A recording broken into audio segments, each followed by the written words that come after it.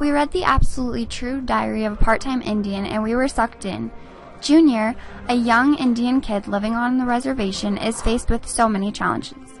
Alcoholism, being poor, being viewed as weak because of his mental disability, a bad education, and the terrible and abusive reservation life. Junior goes against all odds and goes to Rudin, a white school. He is ridiculed and forced back into the box he tried to break. In the society of the reservation in Rudin, the people with the most power and the people who made the rules were all white. They looked down on the Indians, and the Indians were not able to speak for themselves and what they wanted. Abigail had a similar experience when she was forced to move from her friends to a new town where she didn't know anyone. My experience was a little more somber than that. When I was in 5th grade, my grandpa was sick. My aunt and grandma took him off his medicine, so his body started failing, and he had to go to the hospital. He was there for a little while, and then he passed away.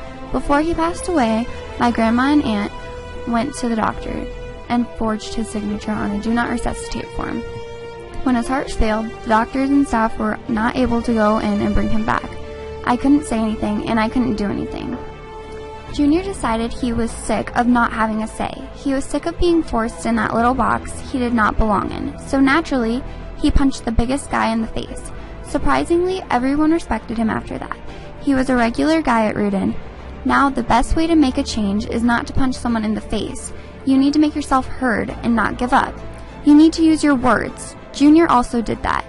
He called out a teacher. "I used to think the world was broken down by tribes," I said.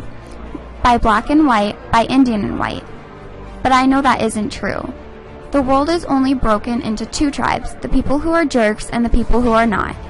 He shattered that box. Junior was absolutely brilliant. Unfortunately, he was more recognized for his basketball skills than his intellectual abilities. Even though that happened, he still blew up that box and broke that stereotype. You can do the same. Break the box. Shred the stereotype you were trapped in. Be who you were born to be.